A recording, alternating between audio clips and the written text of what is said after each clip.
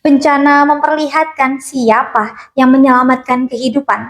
Namun, pernahkah terfikirkan siapa yang turut menentukan kebijakan demi melindungi kehidupan sebelum bencana terjadi? Assalamualaikum warahmatullahi wabarakatuh. Salam, Om Swastiastu, Namo Buddhaya, salam kebajikan, Rahayu. Perkenalkan, saya Adik Nanda, mahasiswa Politeknik Kesehatan Kemenkes Malang.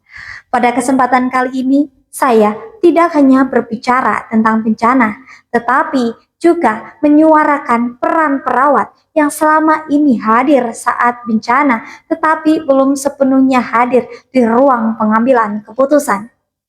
Hadirin yang saya hormati, Indonesia merupakan negara dengan resiko bencana yang tinggi, mulai dari gempa bumi, gunung meletus, hingga tsunami. Korban yang berjatuhan mencapai puluhan, ratusan, bahkan ribuan.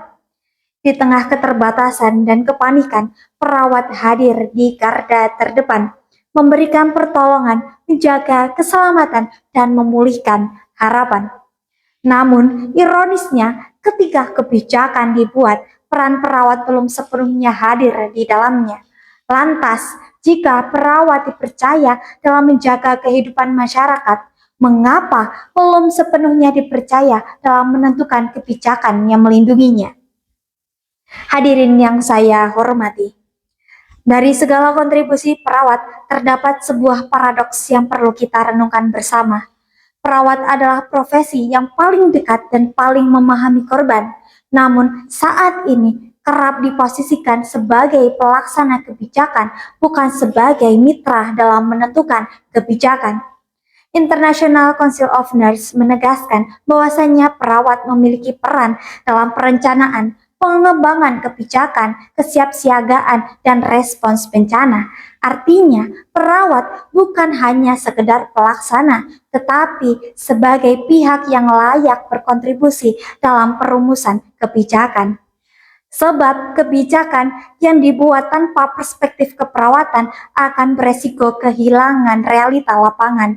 Sebaliknya, kebijakan dengan perspektif keperawatan akan menciptakan kebijakan yang lebih humanis, inklusif, dan tepat sasaran.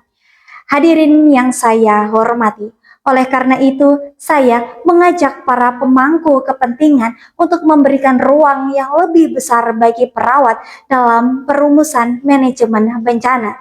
Karena mereka yang paling dekat dengan masyarakat adalah mereka yang paling memahami kebutuhan masyarakat.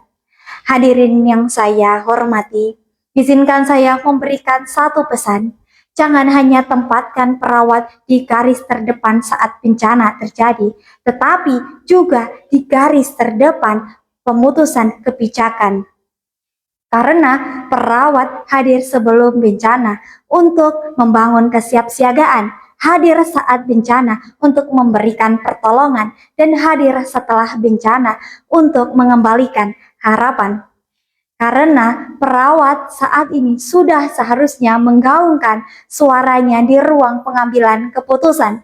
Karena kebijakan tidak dibuat di tengah krisis, melainkan jauh sebelum krisis terjadi. Ketika pengalaman menjadi landasan, kebijakan berpijak pada kenyataan. Ketika perawat dilibatkan dalam pengambilan keputusan, maka ketahanan bukan lagi sekedar wacana, tetapi sebuah kenyataan yang melindungi kehidupan. Terima kasih. Wassalamualaikum warahmatullahi wabarakatuh. Salam, Om Santi Santi Om, Namo Buddhaya, salam kebajikan, Rahayu.